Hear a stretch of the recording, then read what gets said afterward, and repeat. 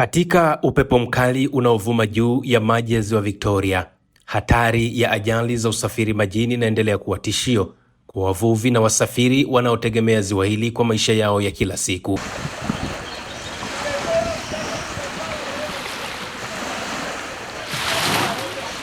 Ni katika mazingira hayo, shirika la uwakala wa meli Tanzania TASAC limefika katika wilaya ya Rorya mkoani Mara kutoa elimu ya usalama kwa watumiaji wa vyombo vya majini.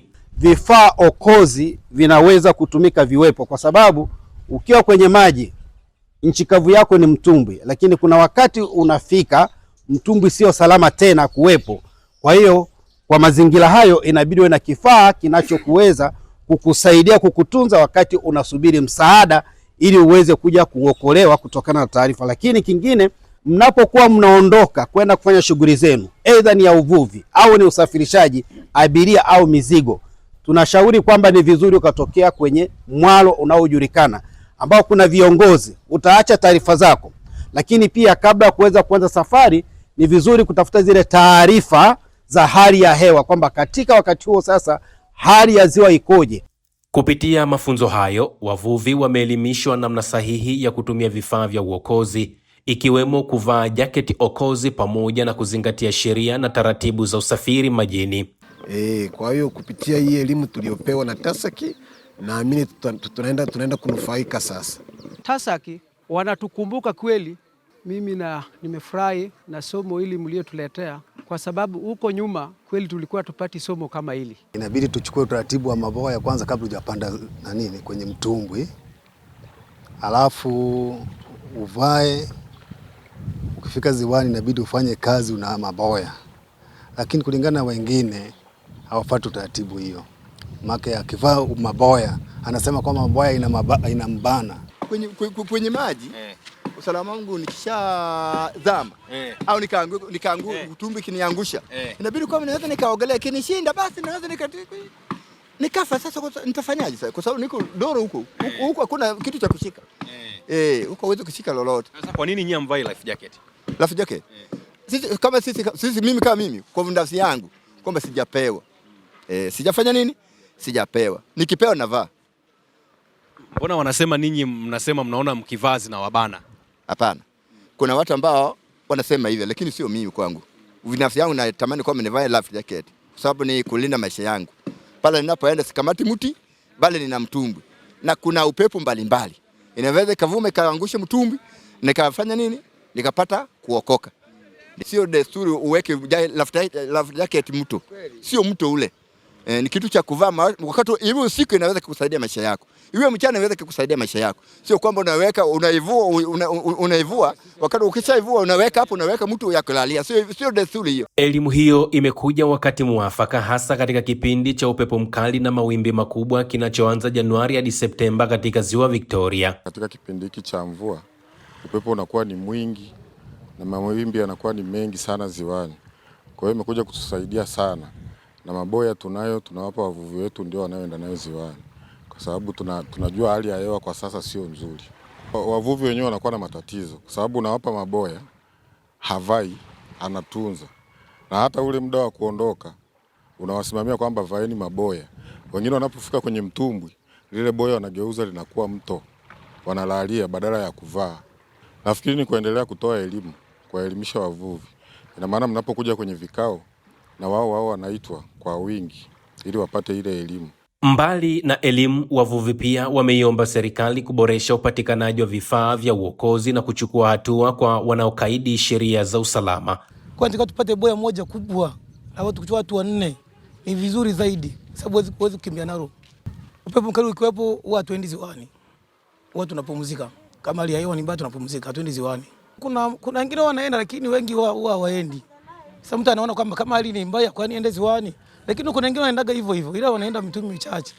Kabla hawajatoka hapa lazima tuhakikishe kwamba tunakagua mitumbwi yao na tuhakikishe wako na life jacket za kutosha kadri idadi ya watu waliomo kwenye mtumbwi walivyo. Lakini baada ya hapo, changamoto zinazosemekana kutokana na ukosekanaji wa life jacket ndio ni kweli. Inaweza kupatikana eneo kubwa kama hili, yani miaro hii yote tunapata life jacket kutoka mjini. Kwa hiyo inakuwa kuna umbali na gharama inakuwa ni kubwa. Utoke hapo ufuatilie jaketi mjini urudi, kuna gharama inaongezeka. Kwa hiyo hiyo pia inatia watu unyonge fulani wa kufuatilia masuala mazima ya life jacket. Kingine unaweza kukuta life jacket zile nzuri ambazo zinaaminika, unaweza kukuta ziko kwenye bei ya juu. No, kiasi kwamba mvuvi wa kawaida hawezi akamudu zile gharama. Sasa kitu ambacho sisi wavuvi tulikuwa tunaomba serikali angalau iangalie namna gani vipi inavyoweza ikamuokoa mvuvi kwa gharama zile za life jacket. Yaani ni pamoja na serikali kupunguza gharama za life jacket, lakini na kuwezesha maeneo haya kupatikana kwa huduma ya haraka kwa life jacket. Yaani tuwepo na mawakala wanaosambaza hizo huduma. Hatua hizo ni sehemu ya jitihada za kuhakikisha usalama unazingatiwa katika kila hatua ya shughuli za uvuvi. Kipindi cha miaka miwili mitatu tumeshuhudia ajali hapa za kutosha tu ambazo zimeleta madhara kwa wavuvi wenyewe, zimeleta madhara pia kwa wale wamiliki wenye dhana zile za uvuvi, zimeleta madhara pia kwenye wilaya yetu kwa sababu kuna vyombo pia vimezama. Kwa hiyo vyombo vya usafiri, vyombo vile vya uvuvi vimepotea, zana zile za uvuvi kwa maana ya nyavu zimezama, lakini pia tumepoteza maisha ya wananchi wetu kutokana na shughuli mbalimbali za uvuvi kwa ziwani. Wavuvi wetu wanayo ile elimu ya asili na kwa kawaida huwa ni wabishi kufanya mabadiliko. Kwa hiyo wanahitaji kukumbushwa mara kwa mara. Mtu akishajua kuogelea basi anajua anaweza hata akipata ajali anaweza akaokoka. Lakini kwa taarifa ambazo tunazo sisi watu wengi wamekufa, wale ambao wanajua kuogelea ndio wamekuwa wa kwanza kufariki. Kwa hiyo nitoe wito kwa wavuvi wote, wavuvi, viongozi wetu wa BMU, wale viongozi wetu wa vijiji na vitongoji kwenye hayo maeneo, wakuu wa mialo, wahakikishe wavuvi wote wanapata hii elimu. Baada ya kupewa hii elimu tutafanya ufuatiliaji sasa kuhakikisha yale ambayo mmeelekezwa yametekelezwa. Kwa hiyo tunatakiwa kila mtumbi unatakiwa uwe na maboya kwa mfano. Kulingana na idadi ya wavuvi ambao wako kwenye mtumbi, na mitumbi mingi hapa inakuwa na wavuvi 4 au 5. Kwa hiyo tuhakikishe kila mtumbwi una maboya, na haya maboya sio gharama kubwa. Serikali ya wilaya ya Rorya imesisitiza kuwa usalama majini si hiari, bali ni wajibu wa kila mtumiaji wa chombo cha usafiri. Kwa hiyo nipende na mimi kuwakumbusha wananchi wetu kwenye mkoa wetu wa Mara kwamba tuchukue zile tahadhari zote ambazo zinahitajika, tuwe na zile life jackets tunaposafiri kwenye maji, kwa sababu kwenye kipindi hiki hatuwezi jua hali ya hewa inaweza ikabadilika muda wowote, upepo na mvua zinazoonyesha hizi saa nyingine zikaleta dhoruba huko ndani ya maji. Kwa hiyo ni vema wasafirishaji wakawa na hizo life jackets, lakini vile na wananchi nao wakazitumia ili kuhakikisha kwamba sote tunakuwa salama. Na sisi kama serikali ya mkoa tunaendelea kushirikiana na wenzetu wadau kama wa TASAC, lakini na wadau wengine kwenye hiyo sekta ya usafirishaji majini ili kuhakikisha kwamba wananchi wetu wanafanya shughuli zao wakiwa katika hali nzuri kabisa ya usalama. Kwa watumiaji wa usafirishaji majini au vyombo vyote vya majini, naomba tu wachukue tahadhari.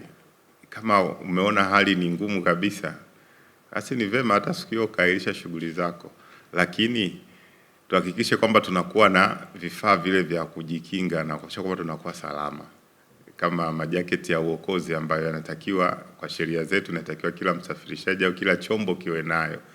Sasa nitoe rai kwa wenzetu wasafirishaji au wenye vyombo wawe na hivyo vifaa vyote ambavyo vinahitajika kwa ajili ya uokozi na usalama wa maisha yao wenyewe, kwanza wale wanaovitumia, lakini pili na abiria ambao wanakuwa wanatumia vyombo hivyo katika kusafiri. Ushirikiano kati ya serikali na wadau mbalimbali unaelezwa kuwa nguzo muhimu katika kupambana na ajali za majini. Elimu iliyotolewa na TASAC kuhusiana na swala la usalama majini, mimi naona hii itakuwa ni mwarobaini, kwa sababu sisi kama viongozi tutasimamia sheria kulingana na elimu iliyotolewa. Kwa hiyo mimi naamini hii itakuwa ni mwarobaini kwa wale wamiliki vyombo vya majini, hususan wale wanaofanya kazi za uvuvi wa usafirishaji wa abiria kwenda Msoma.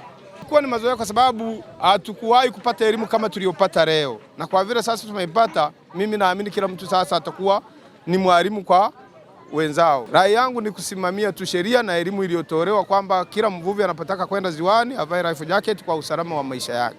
Ndugu zangu wa TASAC ambao umetuwezesha kuweza kupata mafunzo haya, naamini atakuwa na mchango mkubwa kwenye eneo hili la Mkengwa na maeneo jirani, kwa sababu elimu hii imefika na watu watakwenda kuipata elimu hii kwa namna moja au nyingine, ili kuona tija ya namna gani ambavyo tunaweza tukasaidia wananchi na wavuvi ambao wanatumia ziwa letu kwenye ukanda huu wa Ziwa Victoria. Tunapopata taarifa kwamba kutakuwa kuna upepo kwenye maeneo fulani, basi tuchukue tahadhari. Haya maji hayana mazoea. Haya maji hayana ujuzi kusema kwamba mimi nimezaliwa hapa Mkengwa, nimezaliwa kwenye maji na yajua zaidi kuliko wewe. Kwa hiyo huwezi kuniambia chochote. Hayo utayasema ukiwa maiti, na hakuna atakaye kusikia wakati unazungumza hayo.